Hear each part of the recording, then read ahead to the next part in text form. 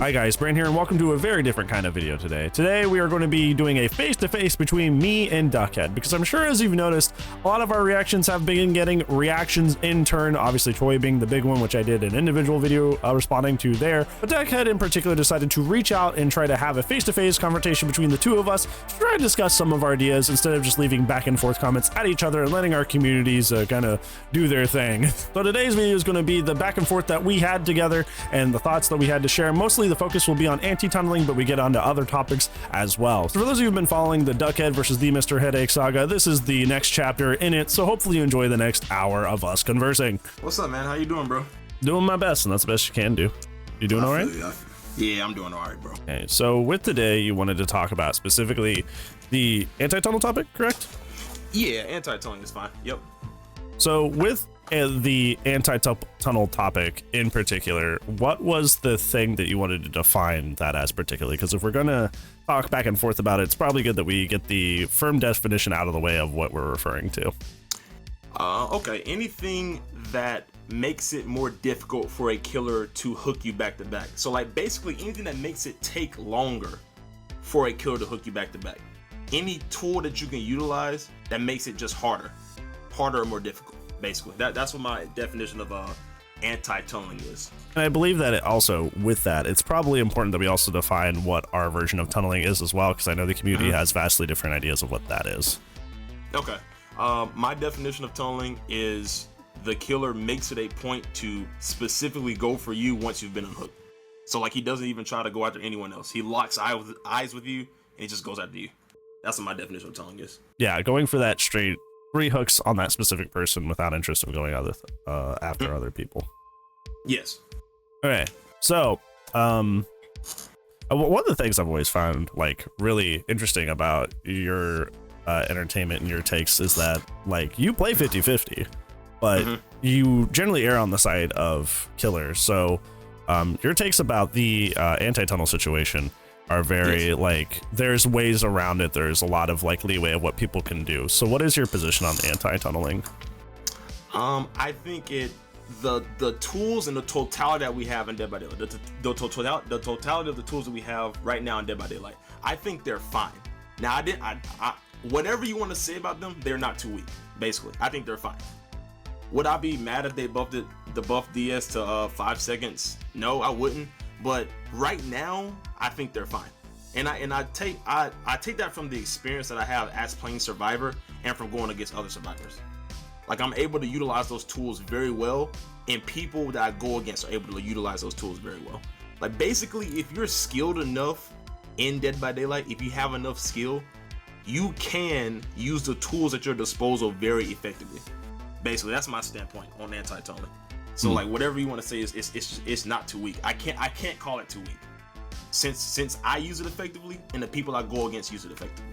Okay, so with this we're gonna be more focusing on not like whether tunneling or anti-tunnel should be strong or weak, but like is it just the factual objectivity, is it weaker or is it not? So I always err on the side that like anti-tunnel is more weak than it's probably ever been in the game, and I do think that to a certain extent that is a benefit, because it used to be like overpowered with like old DS Unbreakable where there was a lose-lose situation. I do think that a lot of the main tools that survivors used to use in order to prevent tunneling, such as decisive strike, even new off the record, are not sufficient in truly stopping a tunneling experience from happening to you, or at least buying enough time that the rest of your team can 2 gens and consistently get out if you're being tunneled, which I think is a big aspect of anti-tunnel. Is like I don't think we're going to be able to ever pervasively stop tunneling from happening unless behavior literally makes a mechanic to stop tunneling from happening, like the anti-camp.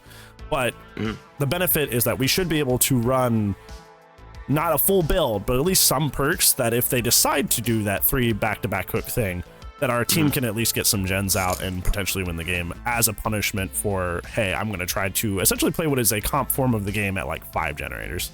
And I do not think that like stuff like decisive and off the record, even like second wind you mentioned, is enough for someone to buy enough time for at least like 2 or 3 gens to get done, which would be like game deciding. So my stance on that is it isn't just limited to only decisive strike and off the record, in my opinion. So for example, when you get off the hook as a survivor, you get a speed boost, and if the killer comes and he hits you, you get a speed boost on top of that. So like, let's say for example you run sprint burst. If you run sprint burst on top of the speed boost you get off the hook, on top of the killer hitting if they're hard towing you, and on top of sprint burst, you can legitimately, like no exaggeration, you can go across the entire map, like halfway across the entire map in just that time alone. If you run just in a straight line, you can make a lot of distance and save a lot of time as a survivor if you're running those perks. And in conjunction with understanding how to loop, understanding tiles, I think that you can make great use out of things that aren't, categorically speaking, anti-tunneling perks, in my opinion.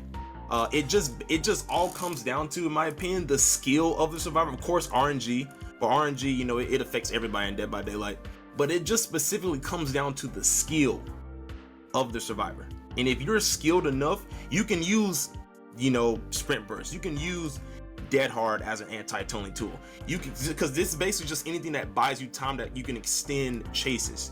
You can use styptics, anti-syringes, or syringes in your medkits. You can use things like that, and you can just make use of the tools at your disposal. So I guess in the anti-tunneling video that I did, I tried to convey that anti-tunneling shouldn't just be limited to off the record decisive strike, if that makes any sense.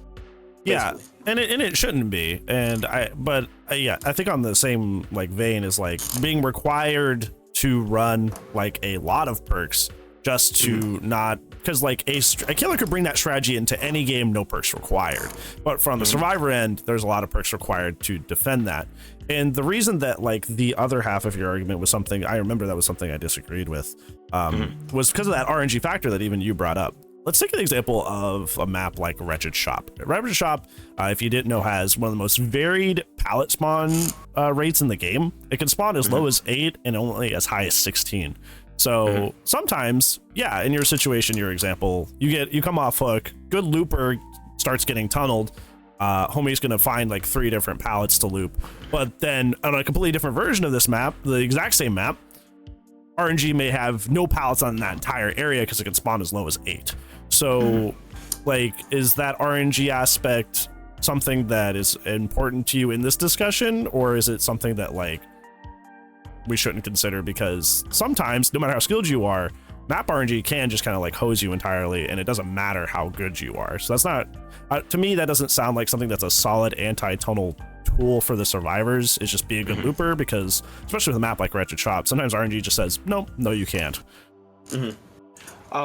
The problem with that is I can make an argument that if I'm a killer and you get off the hook and you're in like a really, really good area of the map or on a really good map, you can just shit on me with the anti-tunneling tools you have because of how good the map is. So the reason I say that RNG affects us all, I didn't really want to discuss RNG too much because it just affects everybody, right?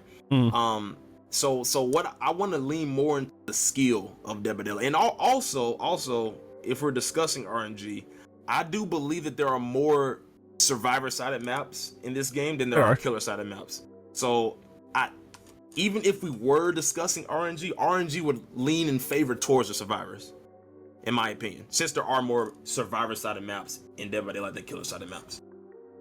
So with RNG, I don't generally want to include that in my argument if I'm talking about anti-tunneling, because RNG just it affects everybody. And even if you thought that it didn't affect everybody in the same way, you would have to lean the RNG, in my opinion, to the survivor side, in my opinion. More often than not, yes. It's just, I brought it up because in order to, because one of your anti-tunnel tools that the survivors have, or in your opinion, is that if they're good enough at looping, they can just make it work, or at least use an exhaustion perk to get to somewhere where it works. But sometimes the map RNG will leave you without resources to do that. Killers can also do a lot, and I know because I do it, is like intentionally hook somebody in dead zones. So like, even if they do get off, it's like we were either already kicked that pallet over there, or there just wasn't a pallet over there to begin with, so they don't have anything to do. So that does make that other aspect, that tool of just being a good looper, way weaker, whether that be through RNG or the killer specifically putting you in a dead zone or an area where they've kicked a lot of pallets. So it makes that tool not as available to you consistently as the survivor, was my point. Yeah, and I guess my point is this: it would either be a wash because RNG affects everybody, or it would have to lean in favor to survivors, in my opinion. I didn't mention that it leaned in favor to survivors in my video. I just mentioned that it would have to be a wash since RNG affected everybody. Right. That's what I mentioned in my video. Mm-hmm. So I think one thing that I'm interested specifically that now that we can just talk back and forth about it instead of just like dropping ideas at each other is like, do you think that you should have to run like a full perk loadout to avoid being tunneled, or do you think you should be able to run like 1 or 2 perks just in case and that's good enough?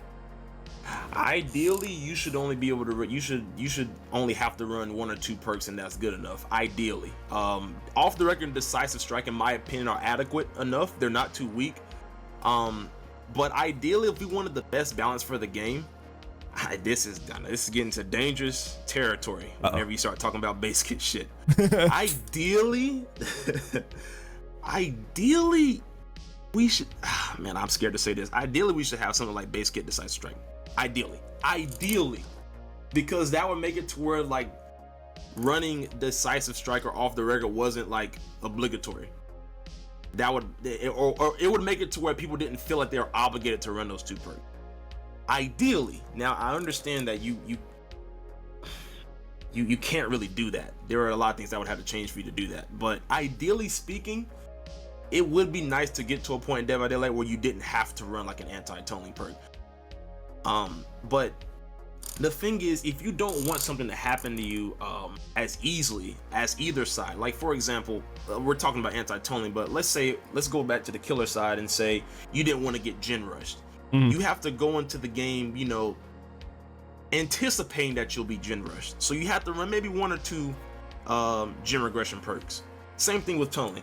You have to go into the game anticipating, okay, this killer might beat my ass at 1 gen, or not 1 gen, at 5 gens, and then tunnel my ass out of the game. I should probably go in and slap on some decisive strikes off the record. Ideally, we want to get to a point where we don't have to do that, don't have to rely on perks like that. But, you know, until we do, it's just something we're gonna have to do. Yeah, and that was something that I thought was very interesting that was brought up by Scott Junn today, having to do with like win streak specifically, was that you have to bring these really obnoxious builds and use these really obnoxious playstyles, because 2 out of 100 teams you're going to run into are going to be that comp 4-man running all the right perks, whereas like the other 98 out of the 100 are going to be like, how did he phrase it? It was like Shaq or Michael Jordan against middle school basketball players. So like, it's tunneling is a strategy killers always have available to them, but unless you equip the right perks as survivor, it's not like anti-tunnel defense is not something that's always available to you as survivor. So that's a discrepancy, which something like a base kit weak DS would fix. Yeah, I mean, the thing is, if we want to go away from those perks, there would have to be a lot of things that had to change with Dead by Daylight. Like a big one is the RNG that we've been talking about. Ideally, we would want every single realm in the game to be as balanced as McMillan. Every single one. If we're gonna start talking about like base kit DS or, you know, base kit off the record, I don't think they basically have to off the record might be pushing it. But base kit DS, things of that nature, we'd have to have every realm be as balanced as McMillan is. And until we get to that point, we can't do anything with the base with base kit decisive strike. And I believe that the devs, correct me if I'm wrong, but in the past they did mention something about they were thinking about base kit decisive strike. Correct me if I'm wrong. I believe there been dev stream. That was one of the things that they were trying to work on, with some sort of anti-tunnel, but it's one of those things that like comes up, goes away, comes up, goes away. It's trying to implement some sort of mechanic like that. And they'd been doing that with the anti-camp forever too, but that actually came through. So I don't know. Decisive Strike is listed as a change for this year, so I don't know if they're affecting the perk directly or if they're introducing something else, but we'll see, I suppose. Yeah. What do you think is going to happen with it? The easy band-aid fix, which is what behavior is unfortunately known for, is to just rebuff DS, which is probably what's coming. Like you said, I feel like the smart idea would be to like change DS into something else that fits the movie it's from, and then just make a weaker form of DS base kit.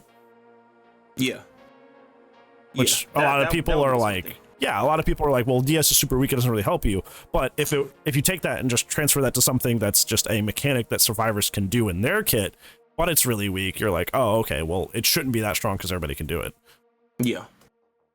I mean, the thing is, I hope they don't do anything dumb with DS, because if it was just a simple number value change, you would think they would. You would think they would have done it already if they were just buffing it back up to 5 seconds or buffing up to 4 seconds or whatnot.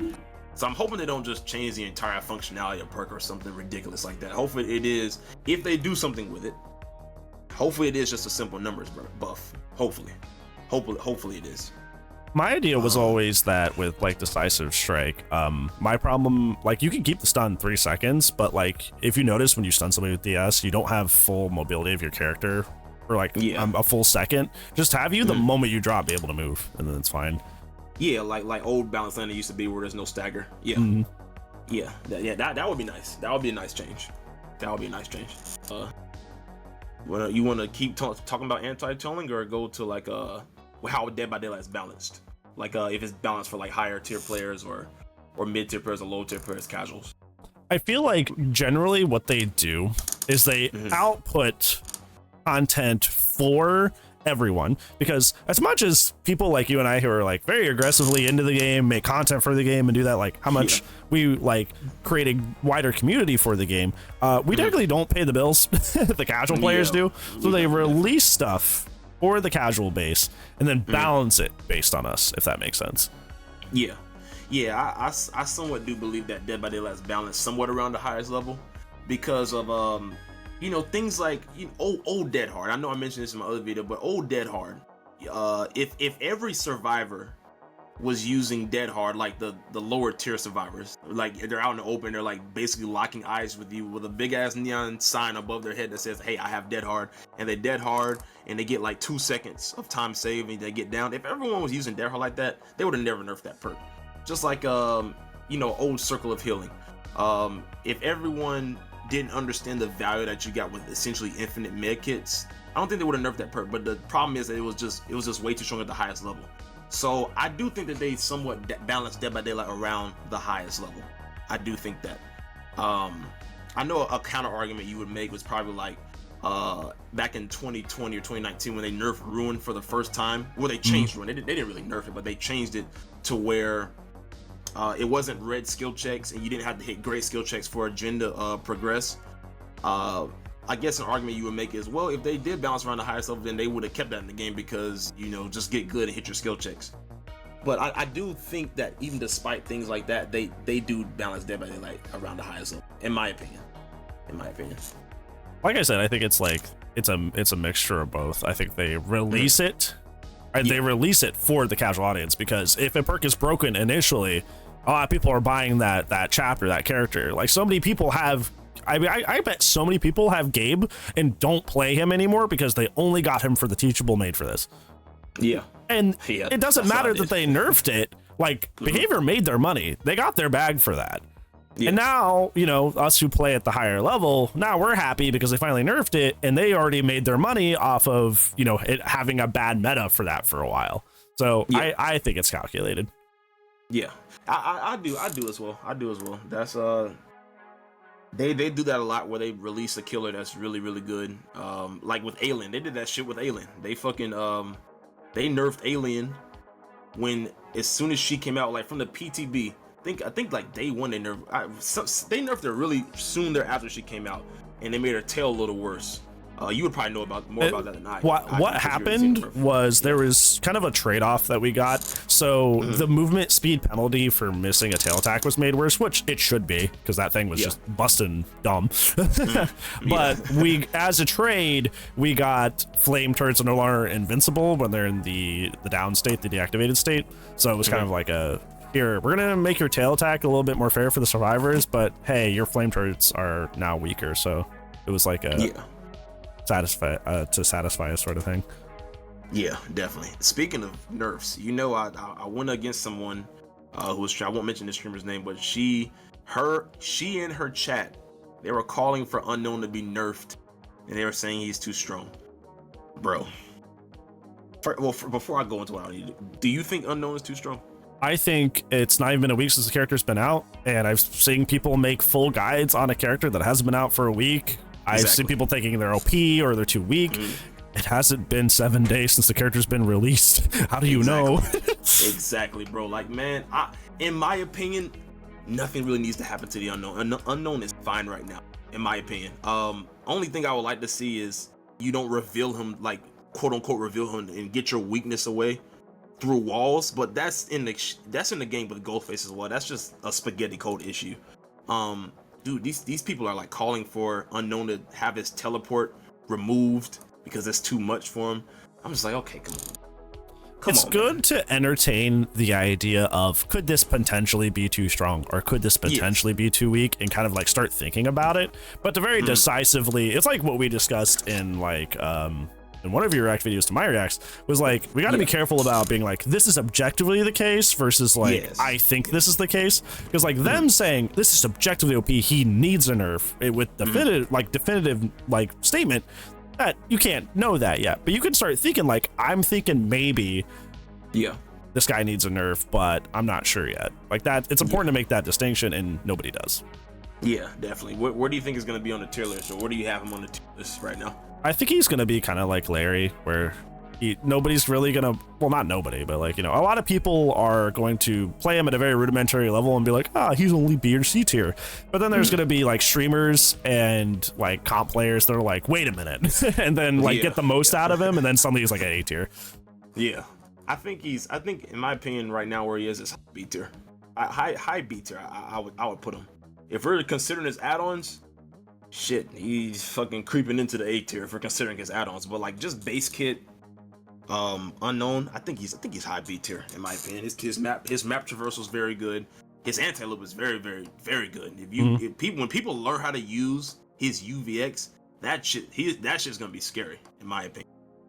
The only characters that can hit through walls are Nurse, Pyramid Head, and Artist, which are all 1 to top 10 characters in the game. So another character that can hit through walls alone puts them way higher. The problem with Unknown is the time sync problem that Nemesis has, where they have to infect before they hit, because Unknown does have to do that. And unlike Nemesis, you don't have to go find a box, go find a vaccine, and vaccinate yourself. You can just stare at him and undo it right away. So it's a very like hard time sync for him, and like we were talking about, like with skill you will be able to hit your shots, stay out of sight, hit the next shot quick enough that like them removing it doesn't matter. But for I feel like the general player population, that time sync's gonna be really rough, and you're gonna get revealed a lot before you can get your second hit.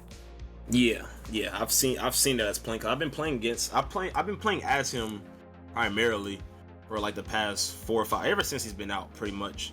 And the worst thing ever is just getting revealed behind walls. So I've been playing as him a lot. But he's a very well designed killer, man. He's probably my favorite. Yeah, go ahead.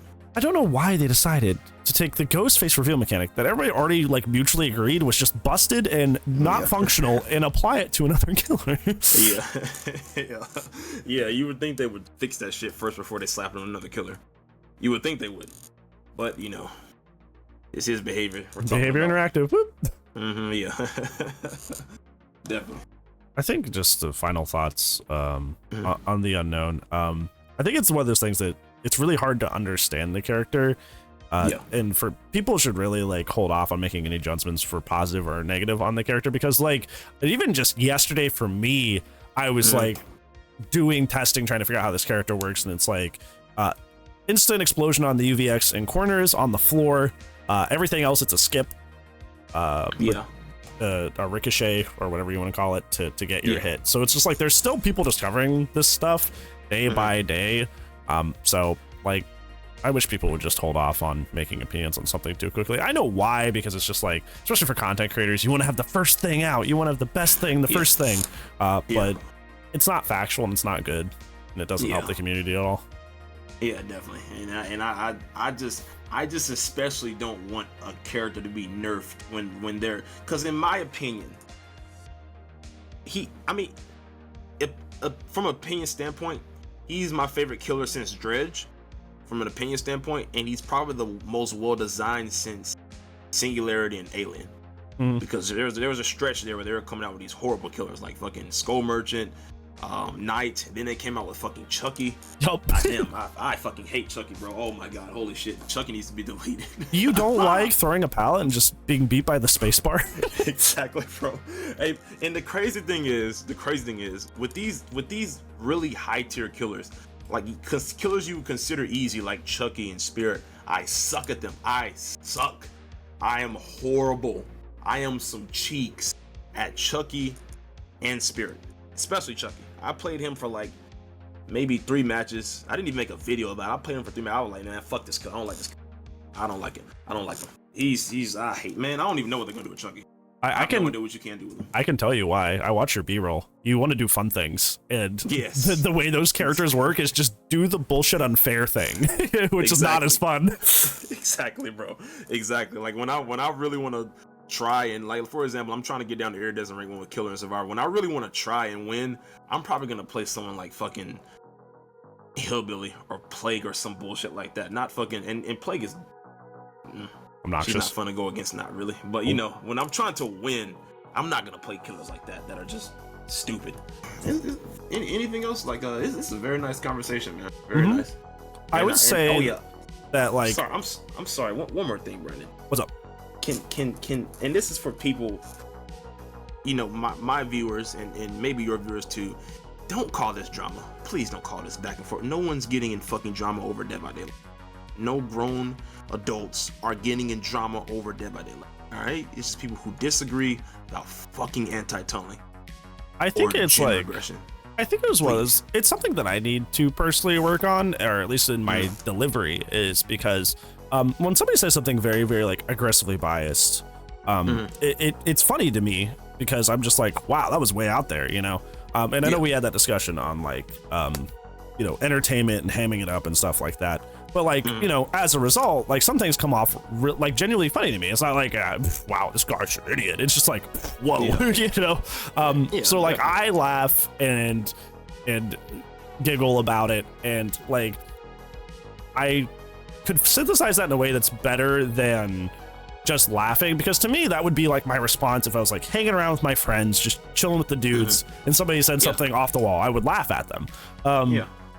But in an online space where there's a lot of eyes on people and like the drama thing that you said, like a lot of people very much want to jump on like, oh my gosh, these guys hate each other.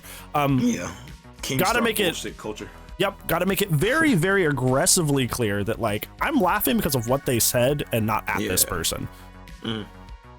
Yeah, and someone I don't know if that person's watching right now, but someone was like, oh, you know, he unknown, not unknown, I'm sorry, talking about the fucking unknown. Brand is like a bully. Yup. Brand is like a fucking bully. Oh my god, he's bullying. I'm like, bro, he's not bullying anybody. Fucking calm down, bro. He's really not bullying anybody. He's just disagreeing with people over Dead by Daylight. He's trying to entertain his audience. He's not bullying anybody. All right, relax. All right, so anyone who says that we're in drama right now, we're not in fucking drama. All right, we're not. So fucking relax. I just had to get that out. No, that's... Sorry, what were you saying? I'm sorry. I had to go off on that whole spiel. No, that's important because, like, at the end of the day, it's just a video game. Like, when people say agree to disagree, people often try to throw that out there with very serious things. But this is actually agree to disagree, which is like, it's just positions in a video game, perks in a video game. Like, that stuff doesn't matter. And it doesn't matter if like you post a video that's like, wow, Brand's really dumb because he thinks this, or like I'm like, wow, I can't believe Dukhed said that about this. It's like, it doesn't matter. It's just a video game at the end of the day. Like, doesn't mean you're a bad person, doesn't mean I'm a bad person. Like, I don't know. People are weird on the internet. Fucking $20 PSN Steam fucking Microsoft Store game. That's all it is. All right, that's all it is. For all of y'all who think we're in drama, that's all it is, bro. That's all it is. I think one of the things that I wanted to just bring up just for you know, shooting the breeze sort of thing is like I'm trying to do like a bunch of different stuff with my channel and trying to go because I'm trying to do educational content because I want people to like learn the game and get better at the game and enjoy the game. Trying to do that with like match reviews and stuff, do the commentary stuff because that's like my main bread and butter, and that's like what you do as well, so we're in the same sphere with that. But I wanted to do the react stuff because a lot of what happens with the old commentary videos that I used to do was they would be like, okay, well, Dukhed, for example, made a video about anti-tunneling. How do you feel about it? So what I would do in a commentary video is I end up like, hey, I'm going to discuss what this person said and basically summarize their video for like 5 minutes, and then give my take for like another 5 minutes, and that's between intro, outro, and then the video be up like 15-20 minutes long.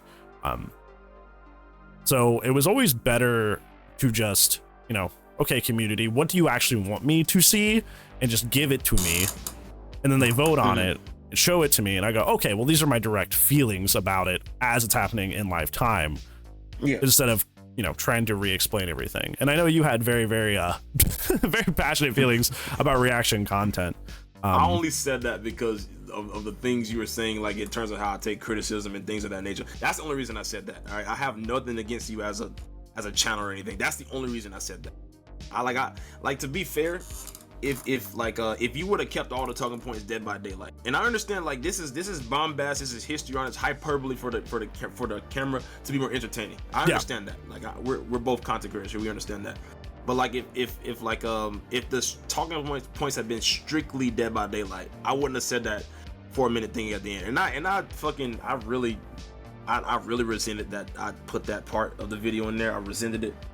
I mean, but you know, I just felt it was necessary at that point. But I understand why you do the reaction videos. I do.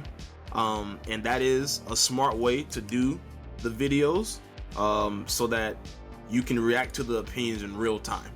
That's a smart way to do the content. It's a smart way. The only reason I said that is because of the things that I perceive to be shots at me in your reaction videos. That's the only reason I said that. Yeah, because in that video in particular, I knew you were like going in on some like your general like comments that you were getting in your YouTube audience about like disagreeing with you a lot. And from my perspective, like it was just a bad take. It was just like a bad take that I think that a lot of the community would not agree with.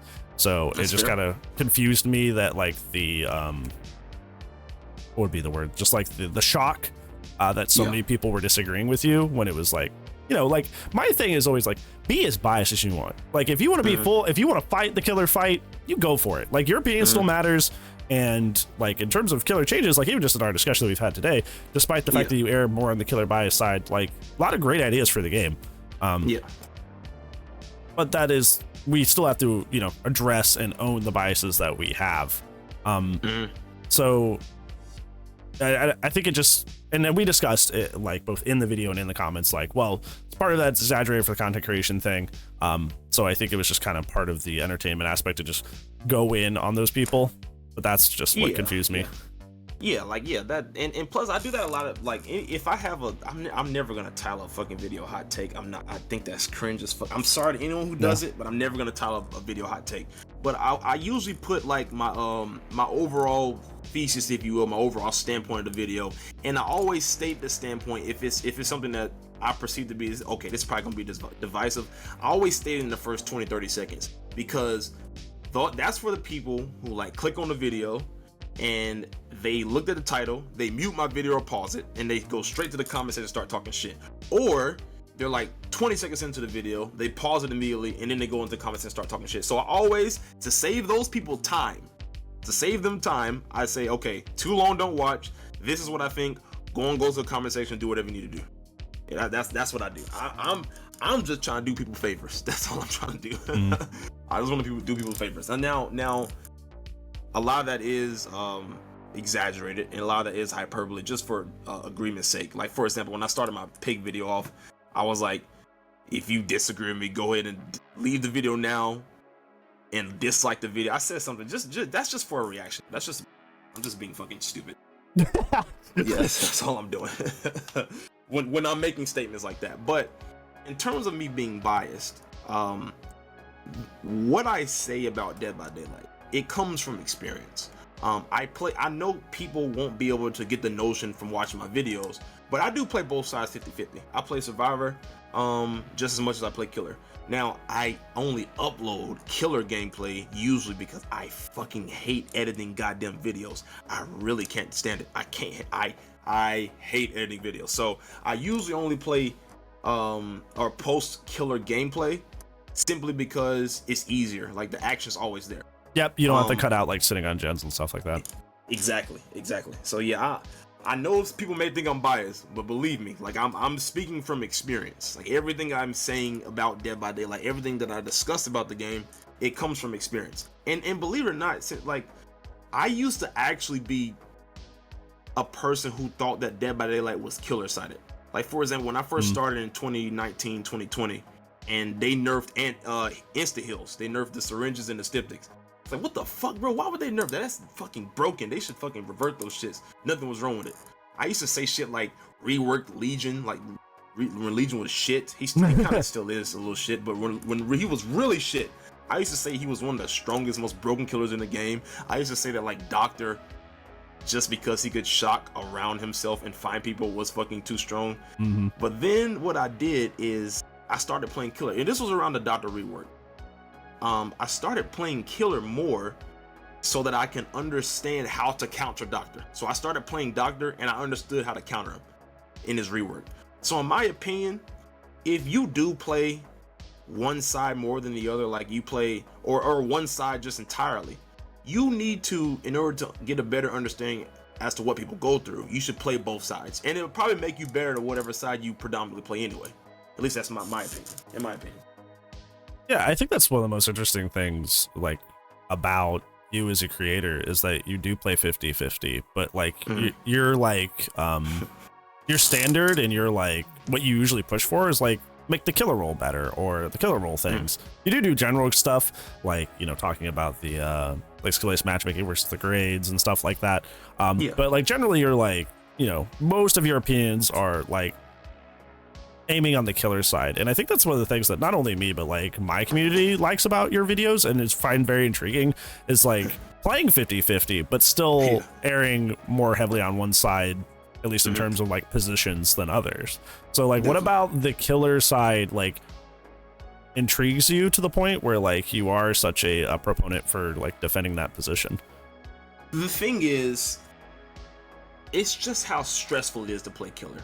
Like for example, I'll give you an example. One time I was streaming. I was playing. Actually, no, I wasn't streaming. I was playing with my friends. We were all playing Survivor, and we were just sitting back, shooting the shit, listening to fucking podcasts, saying, just yapping basically. And we weren't even really thinking about the game like that.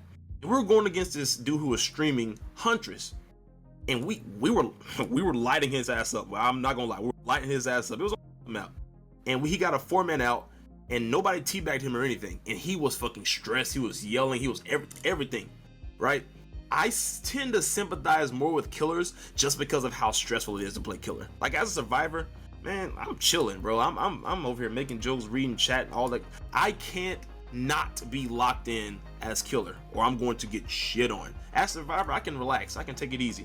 But it's just how stressful, in my opinion, it is to play killer. Because killer is a lot more stressful than survivor, in my opinion. It is. But I don't take the game as seriously, to be honest. I don't. So like when like bullshit happens to me as survivor or as killer, I just laugh it off saying, damn, that's tough. I play like shit. I need to get better, to be honest. But with survivor more so than killer, I think it's less stressful, in my opinion. And I didn't understand that until I started playing killer like fervently. Until I started playing killer, I was like, oh shit, this shit, I can't even fucking look away from this goddamn screen. I can't, man, I wish I would turn on the goddamn podcast while I'm trying to face these people. I'll get fucking lit up, blown away, routed up for 5 gens, you know? So just the stress levels, it causes me to sympathize more with killers. Just the stress level. What would you recommend to someone who is like, who sees that role extremely stressful? Because you said like, and very responsibly so, was that like, you know, I probably could have played better, or maybe I should have run a stronger build or something like that in order to help mitigate that stress. What are some of the things you would recommend to somebody who views the role that stressful? I would tell them, first of all, I would tell them, look, bro, I know you hate to see, I know you hate to hear this. It is just a goddamn game, bro. And if they're teabagging you, if they're fucking flashlight clicking you, all they're doing is pressing buttons in the video game. That's all they're doing. I know it's hard to understand that in the moment, but that's all they're doing. At the end of the game, at the end of the day, it's just a game. And what I would tell them is just to be more self-reflective. Like, oh shit, I play like shit. I should have run that better. And not just blame everything on the survivors. Like I will never, unless I'm playing a fucking hacker, I will never blame a loss on a fucking survivor. I'll never do that. I won't, because it's a skill issue, and as long as you view it as a skill issue, then you'll get better at the game. But if you, in Killer or Survivor, if you just say, oh damn, I only lost because they were playing Force Slowdown Nurse. Now I understand Force Slowdown Nurse is kind of unbeatable, but you have to still look at it like, well, skill issue. I should have just played better, to be honest. Or if you're going up against a 4-stack Survivor friends with 4 DSs, 4 Dead Hards, 4 Off the Records, 4 Adrenalines, whatever the fuck. Ah damn, shit. They're all 5 of these gens pop, and I got 1 hook, and they're teabagging me at the gate. That's tough. I should just play better, to be honest. That's how you have to view it. You have to just view, I should have played better. That's what would help your stress levels. If you just say, fuck it, should have played better. In my opinion. But then again, I don't take this game that seriously. I just don't take this game that seriously. But my primary advice would be, it's just a goddamn video game. That's all it is. It's just a video game. And if it's actually stressing you to the point where you're like having a bad day, it's like ruining your day, you need to take a break from it. Yep. You need to. You have to do that. I think one of the things that I wish the general DBD community, like you said with both sides, but Killer is the more stressful of the two, so it comes on more often, is that that's something we opened the video with too, is the RNG aspect of Dead by Daylight. Sometimes the RNG is the map. Sometimes the RNG is, you know, Four-Man Swift, all really good toolboxes. Sometimes, RNG is Nurse with Forest Slowdown. But you should be trying to minimize the RNG aspect of the game as much as possible if you care about winning consistently. Yeah, definitely. You shouldn't use RNG as a crutch to explain away if you play badly, in my opinion, because you won't improve. You won't ever improve. I could have, I could easily. And I faced some squads like that today. I could easily, oh shit, well, bad him, I lost. Well, I mean, now I do say that, all right? If I do get bad him as a killer, I'm like, oh shit, well, I fucking lost. But, I'm still gonna try. I'm still gonna fucking try and beat somebody's ass, at least. And if I'm not able to beat anyone's ass, then I'm able to get in game, because I'm facing people who are gods, right? That's how I view it, bro. That's how I view it. Just always be on the lookout for self-improvement. Just always do that. Always be on the lookout for that. And I heard you used to be a teacher, bro. Yep. That's good. That's ironic. I'm a teacher. Really? Believe it or not. I'm a teacher. Yeah, man. I teach 3rd grade math and science. Oh, that's awesome. Yeah, man. I appreciate that, bro. I was like, okay, he's a fellow teacher. Let me guess, did you leave the profession? I wouldn't blame you if you did. Yep. Shit, I'm not even surprised, bro. Profession is trash now. I'm not gonna lie to you. I was explaining on stream literally yesterday about how teaching as a profession went from such a secure job with tenure and stuff to 1 year, 6 months contracts that you have to bust your ass to get renewed, and somebody could at least in the state that I worked in, anybody could get my job anytime my contract ended, and it was it's just not what it used to be. It's really not. Yeah. Definitely, and me personally, I guess I'm a little luckier. I guess you could say that a little bit, because I'm in a state where there is a huge teacher shortage. I mean, it's like an astronomical teacher shortage. It's really bad, and I was able to get this job before I even graduated college, and it was an entirely different. Yeah, I was in North Carolina, and now I teach in Miami. So I was able to get this job before I even graduated. That's how bad the teacher shortage was. And don't even get me started on these fucking standardized tests. Oh my god, these standardized tests are fucking ridiculous. That was one of the things that made me leave that made me not want to come back to the profession, was that I noticed no matter what state I worked in, it was always just give me good test results and not actually preparing the kids that I cared about for a good future. Exactly. And on top of that, the tests they come up with are fucking laughable. I would give anything to be in one of these people's meetings where they come up with these ridiculous test ideas. Like, for example, the test that we're having to take, like a standardized math test in 3rd grade, the PM1, PM2, and PM3. The PM1 has all of the information that the PM3 has, But the problem is they take the PM1 at the beginning of the year and they test them on shit that they don't learn until throughout the fucking year, at the beginning of the year, and then the middle of the year, and then the end of the year. It's just like, why would you test like that? Anyone who's been for more than 10 seconds will understand you take a test on shit that you've been taught.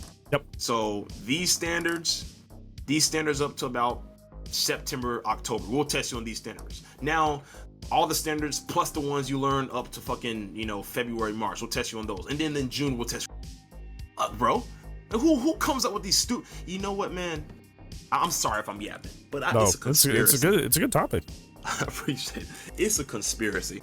The person who came up with that test, I guarantee you, the only reason they are successful is because the statistics look good. They're like, oh, look at him. These students are growing. They're growing throughout the year. Yes, it's because we're fucking teaching the material that you're testing on. And now they're able to know this shit, and now they're able to do better on the goddamn test. Basically. I love teaching. The act of teaching, fostering the future of our country. I love it. The role, the position, the job of teaching, just like anything else, was just follow the money trail. Anything else. Yeah. And that was a hard pill to swallow, that like I was just essentially going to be teaching to a test that I know wasn't the best for the kids that I had in my class. Yeah. And it just didn't feel good doing it over and over. Definitely. And I tell you what, man, if this YouTube thing ever takes off, if this Twitch thing ever takes off, that's tough. I'm gonna have to go on and say, I wouldn't do that. I worked hard to become a goddamn teacher. I would stay a teacher. I just wouldn't get as stressed out as I do over it now. Yeah. I guarantee you that. I wouldn't fucking get anywhere near as stressed out as I do over teaching now. I wouldn't. What did you think about, I know I keep changing topics, but what did you think about people saying that streaming was like a soul-sucking job and it was like comparable to like an office job, or it was worse than an office job? Just like with anything, do what you love and you will be happy. And I feel like some people go into streaming thinking that's just, I get to play video games and I make money. And you and I are predisposed to streaming because we're used to being surrounded by 30 to 40 individuals at a given point and trying to manage them, especially you with the younger ones. Exactly. So to us, it's more natural, so we enjoy it more. But a lot of people hit that wall of, oh my gosh, I have to moderate my own chat. I have to entertain 30 to 40 people at any given point. Get over the hurdle of not having people in chat initially and feeling like nobody cares about my content, or my content is bad because I don't have people yet. It's a lot more emotionally and socially demanding than people make it, like, perceive it to be. And then they get in that position and they're like, oh gosh, this is so sucking and terrible. And it's like, well, you didn't do it because you loved it. You do it because you thought it was an easy way to make money. One of the things that also made me not want to return to teaching was I was able to do things in teaching, like do like little fundraisers or do like after school events, stuff that was good for my community. But the channels that I have opened in terms of networking with Twitch and streaming and YouTube creation in general has allowed me to raise more money for charity than I ever did as a teacher. So to me, I will always be happy and fulfilled because I'm leaving the world in a better place than when I'm going to leave it. Yeah. So I feel happy and fulfilled streaming because, not only just from the fact that I'm predisposed for teaching to handle a big group of people and entertain them and teach them things at the same time, but also I'm still doing good. Whereas like that used to be the act of literally teaching. And this one is like, I can do events like every other month, sometimes every month, to raise money for good causes. I think people just don't enjoy it and think it's an easy way to make money. So definitely. And in terms of comparing it to a actual like job where you go like an office job or fucking or teaching, for example. Now I will say this, I never want to, and that's why I have the, I'm not trying to plug her, I'm not even gonna say the name of my, I don't want to plug my shit on here, but that's why I have a second channel, so I don't ever get burnt out on Dead by Daylight. I can't imagine, because there are times where I just do not feel like playing this goddamn game because I don't feel like I want to play something else like WWE 2K or Battlefield or some Apex, whatever. I couldn't imagine having to wake up and having to stream this shit for 10 to 12 hours a day. I couldn't imagine that shit. I would never want to do that. I wouldn't want to do that.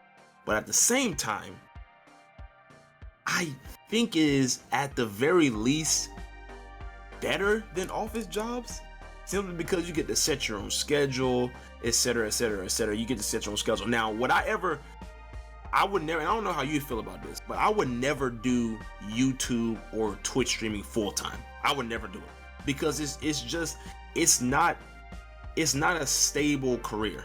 There's no 401k in fucking YouTube or Twitch. There's no fucking, it's either you're on or you're off. Like if everyone just woke up one day and said, hey, fuck this motherfucker Dukhed, I don't want to watch his dumbass videos anymore. I hate his obnoxious ass intro, and on top of that, he's a biased motherfucker. I'm not watching this motherfucker. Then my money's gone. Everything, my way of making money is. So I would never do streaming as a career, no matter how successful I get on here. Even if I get to like hundreds of thousands of subs, if I get there, I'm never gonna fucking get you to do this shit as a career. And someone can hack me, I can get fucking canceled because I've said shit, I continuously say shit that will get me goddamn canceled. So like, it's just not a very stable career in my opinion. I would never do this shit. I just can't do it. I can't do it. What about you? Would you ever do, if you like, because I know you're monetized, would you ever, if you got to where you were making a really good size of money, you know, you're able to pay all your bills and have a lot left over, would you do streaming full time, or would you always have something to fall back on? For the same reasons that like I like, in terms of like the lack of security with it, like we talked about earlier, teaching's already like becoming less and less stable. Yeah. So not that worrying about being a public figure. As a teacher, you're already a public figure. If you say or do something bad in the community, that still comes back on you if you're a teacher. So once again, it's something I'm predisposed to. Yeah. Honestly, I've always just, like I said earlier, I just want to make the world a better place than when I left it. And having access to play in charity tournaments, do singular events like subathons, except for like an animal foundation or something like that.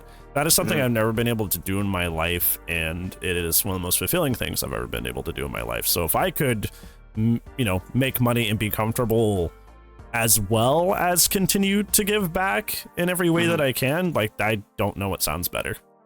Okay, that's what's up. Okay, that's good. You say you have DVD tournaments. When's the next one of those? I might have to go and show up there, bro. I might have to go ahead and beat somebody's ass real quick. When's the next one of those DVD tournaments? Usually, what happens with that is that someone in the community with a charity that's very, very like personal to them. Like the last one I played in was Chloe Dardashian's, and that was for the Jed Foundation, because that's mental health awareness. And that's something that's very important to her as a person. So she ran the event for the charity she cared about, then she invited people in from the community. So usually what happens is they pick team captains, and I was a team captain, and then I can reach out and pick people to be on my team, which is usually 4 or 5 people depending.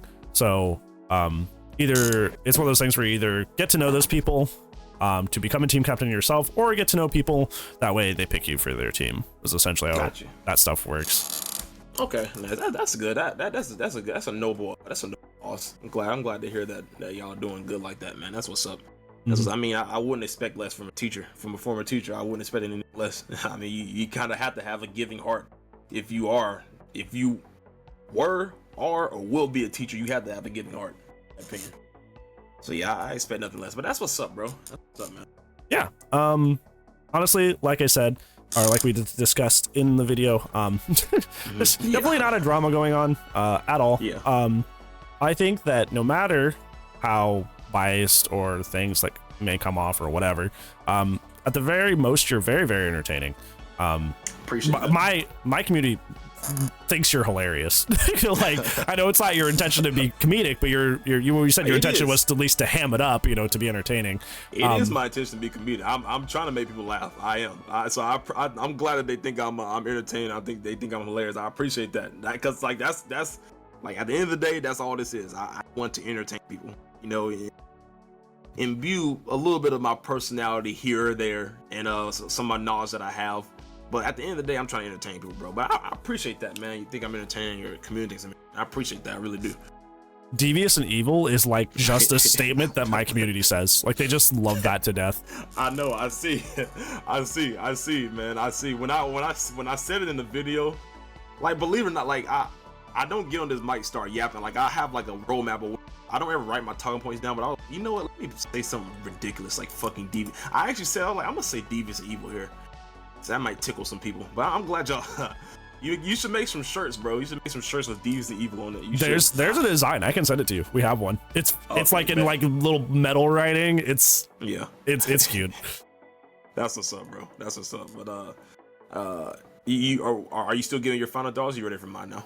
I think I'm good. I just wanted to like know that like when we cross paths, because either I reacted or like we met on Twitter or something with like any creator, it's like one of the best things about doing this is that I get to like have that pulse on the community itself and get to interact with new people. I met Kaiser's work and all that. I met that through doing this.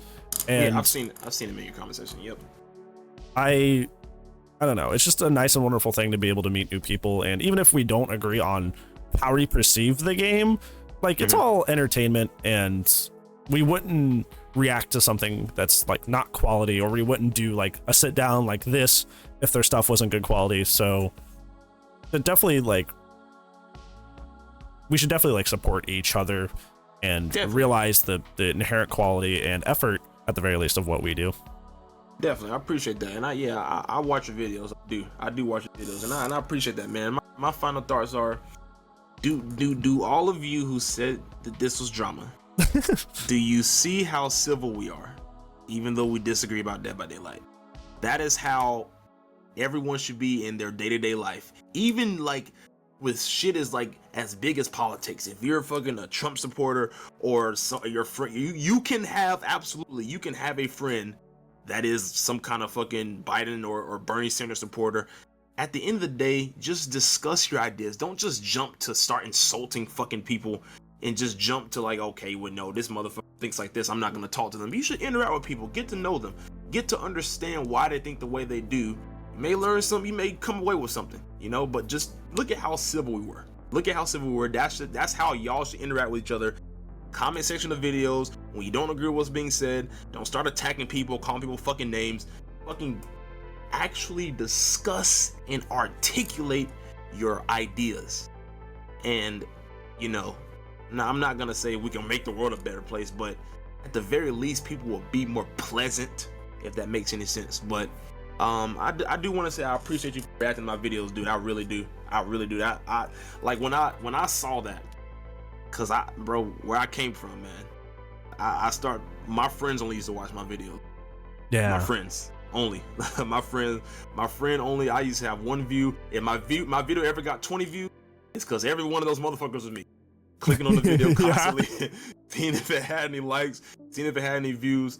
So like, and the way I found out that you reacted to my videos, actually someone mentioned my name in Choi. Yeah, and Choi's react to your react, and I was like, bro, what Dukhed? Is there another motherfucker in this community named Dukhed? They can't be talking about me. Choi was saying something really killer biased, and somebody in my chat was like, are they pulling a Dukhed? yeah, exactly. And he said it, and I was like, bro, that's crazy. My content is being reacted to by people. That is crazy. That's very humbling, and I appreciate you, bro, and I appreciate all my subscribers for making that possible. I really do. And you are welcome to react to any of my videos. Someone said, oh bro, you should copyright strike. I'm not